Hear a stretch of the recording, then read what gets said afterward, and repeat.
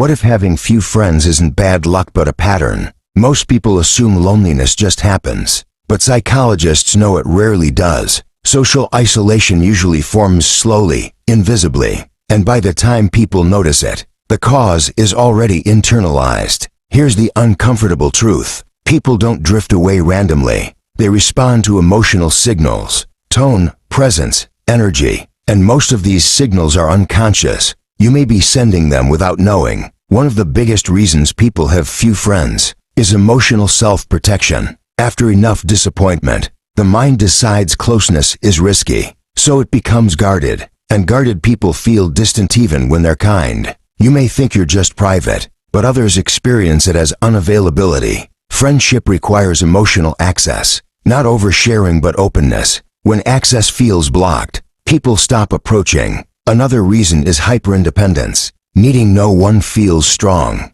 but psychologically, it signals distance. Humans bond through mutual reliance. If you never need anything, others don't feel needed either. Many people with few friends are deep thinkers. They notice contradictions. Surface talk feels empty. Small talk feels exhausting, so they disengage early. But depth without warmth can feel intimidating. This creates a paradox. You crave meaningful connection, but reject shallow connection. Yet most deep connections start shallow. Skipping steps blocks closeness. Another hidden reason is emotional predictability. People feel safe around consistency. If your mood is unreadable, others stay cautious, not because you're cold, but because they don't know where they stand. Some people learned early that expressing themselves leads to criticism, so they become neutral, measured, careful. But emotional neutrality rarely attracts connection. Friendship forms through emotional mirroring, laughter, concern,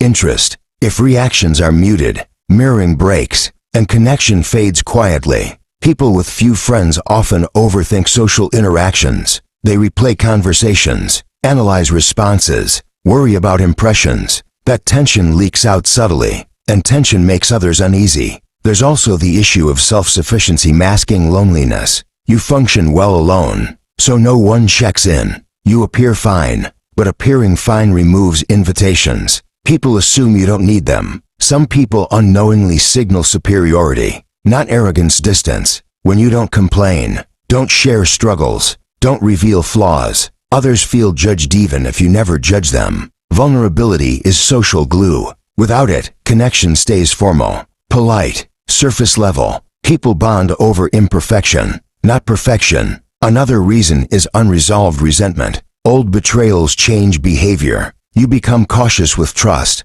quick to withdraw, slow to invest. Others feel that hesitation. People also underestimate how much initiation matters. Waiting to be invited rarely works. Friendships favor the initiator, not because they're more liked, but because proximity breeds connection. Silence is often misread as disinterest. Some people mistake being selective for being unavailable. Standards are healthy, but walls aren't. If people can't access you emotionally, they stop trying, even if they like you. Another overlooked factor is emotional pacing. Some people move too fast, overshare early. Others move too slow, share nothing. Both extremes disrupt trust. Friendship thrives on gradual disclosure, layer by layer. When pacing is off, others feel overwhelmed or excluded, and they step back not out of rejection, but self-regulation. Many people with few friends are actually highly empathetic. They absorb others' emotions. Crowds drain them.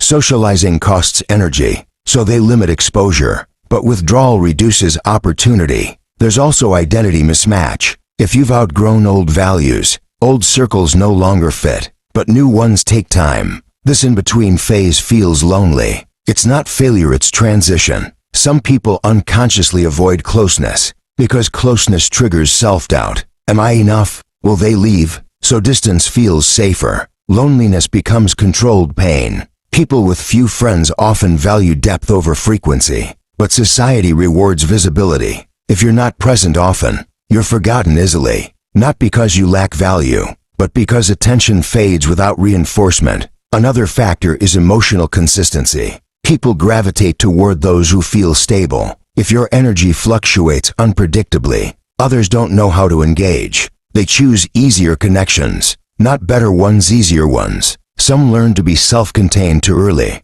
Childhood independence becomes adult isolation. You don't ask, you don't lean, you don't signal need, and people don't step in. There's also the problem of emotional self-editing. You filter thoughts heavily. Avoid saying the wrong thing. But over-filtering removes authenticity. People connect to spontaneity, not perfection. Many people with few friends are observers. They listen more than speak, notice more than share. But friendship isn't an audience, it's participation. Without contribution, you fade into the background. Some people subconsciously test others, waiting to see who stays, who initiates, who proves loyalty. But tests without communication often result in isolation. People don't know they're being tested. Another reason is emotional saturation. If you carry unprocessed pain, you may unconsciously repel closeness, not intentionally, but pain changes posture, tone, timing. Others feel it before they understand it. Friendship also requires tolerance for discomfort, awkwardness, misunderstandings, small conflicts. Avoiding all discomfort means avoiding closeness itself. Some people think they're not social, but social ability is learned, not fixed. Exposure builds ease. Avoidance builds fear. Skill fades without practice. Loneliness reinforces itself. There's also a fear of being seen too clearly. If someone knows you deeply, they could reject you deeply. So distance feels protective. But protection costs intimacy, and intimacy is what heals. People with few friends often underestimate their own likability. Self-perception lags behind reality. Low expectations reduce effort. Reduced effort reduces connection. The belief creates the outcome, not the truth. Friendship requires repetition, shared time, shared experience. One-off interactions rarely stick. If you don't show up consistently, connection dissolves naturally. Another hidden reason is emotional seriousness. Always being thoughtful, always reflective. But playfulness matters. Lightness invites closeness. Depth sustains it but doesn't start it. Some people avoid groups because groups once excluded them. That memory lingers, even when circumstances change. Past rejection shapes present behavior. The mind protects by avoiding repetition, but avoidance prevents correction. There's also a mismatch between internal life and external expression. You feel deeply, but express little. Others can't connect to what they can't see. Internal richness doesn't translate automatically. It must be shared. Many people wait to be understood before they open up, but understanding comes after openness, not before. Connection is built through risk, not certainty. Friendship isn't about being impressive. It's about being accessible. If people feel they must perform around you, they withdraw. Ease attracts, effort repels. Some people unknowingly project self-sufficiency as rejection. I don't need anyone sounds empowering internally, but externally it reads as closed. People respect it and stay away. Another factor is emotional timing. Reaching out only when struggling, or only when fine, creates imbalance. Friendship needs shared rhythms, not extremes. People with few friends often carry high internal standards, for themselves, for others. But connection is messy. If standards are too rigid, no one fits comfortably. Loneliness is rarely about being unlikable. It's about being unavailable, emotionally, energetically, or behaviorally. Availability creates opportunity. Opportunity creates connection. Connection creates friendship. The hardest truth is this: people respond to how you make them feel, not how deep you are, not how kind you are, but how safe, relaxed, and welcome they feel. That's the real currency. If you have few friends, it doesn't mean something is wrong with you. It means something adapted to protect, to survive. And now that adaptation may be outdated, friendship isn't found, it's built through small signals, repeated effort, emotional presence, not perfection, not intensity. The moment you stop seeing loneliness as a flaw and start seeing it as feedback, change becomes possible. Feedback isn't punishment, it's information. And information gives choice. You don't need to become someone else. You need to become more available, more expressive, more present, more human. That's enough. Most people aren't rejecting you. They're responding to signals you don't know you're sending. Change the signals, and responses change. Slowly, naturally. And the final truth: having few friends often means you were built for depth. But depth still needs doors. when you open them, not to everyone, but to someone. Connection finds you. What if the reason you have no friends isn't loneliness but self-protection? After enough disappointment,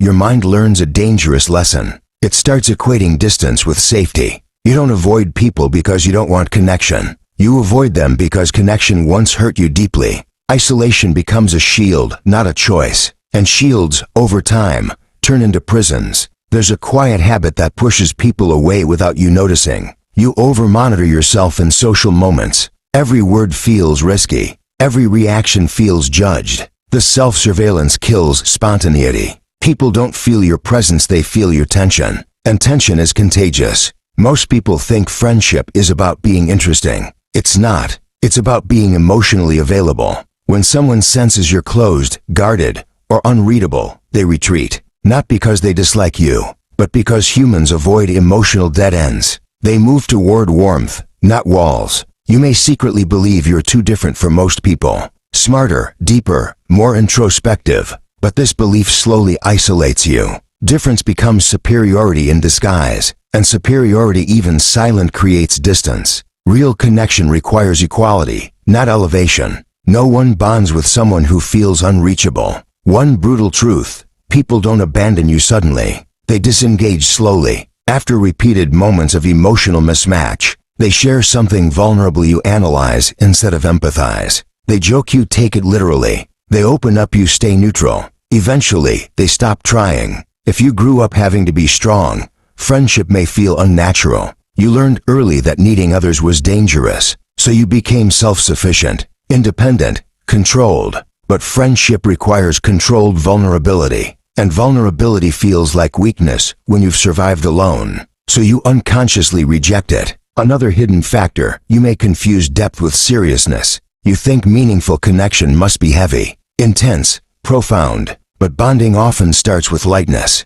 play, shared nonsense. If you skip this stage, people feel overwhelmed. Depth without warmth feels cold. Your silence might be louder than you think. You believe staying quiet is respectful, but others read it as disinterest. In social spaces, silence creates ambiguity, and ambiguity makes people uneasy. They don't know where they stand with you, so they choose distance. You might be emotionally self-contained to a fault. You solve your problems internally. You don't vent. You don't ask. But relationships grow through shared struggle. When you never let people in, they feel unnecessary. And people don't stay where they aren't needed. Some people repel friendships by being too agreeable, always understanding, never disagreeing, never asserting needs. This creates emotional flatness. People bond through friction as much as harmony. Without contrast, connection fades. You may unconsciously test people before trusting them, with distance, with coldness, with indifference.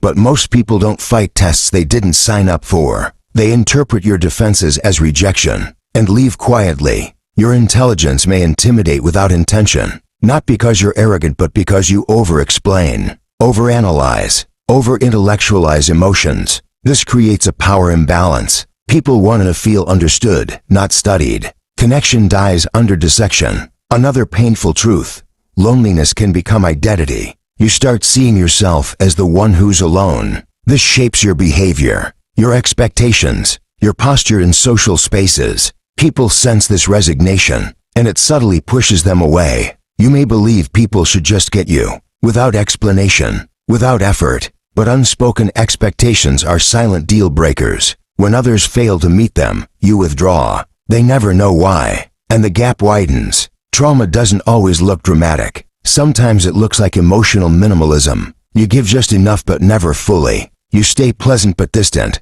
This half-presence confuses people. They feel you're there but not reachable, and eventually, they stop reaching. You might avoid friendships because endings scare you. Loss feels unbearable, so you prevent attachment entirely. No closeness means no grief, but it also means no joy. This emotional trade feels safe but hollow. You survive, but you don't live. People with few friends often notice everything but reveal nothing. They read micro-expressions, subtext, tone shifts, but they don't share their own inner world.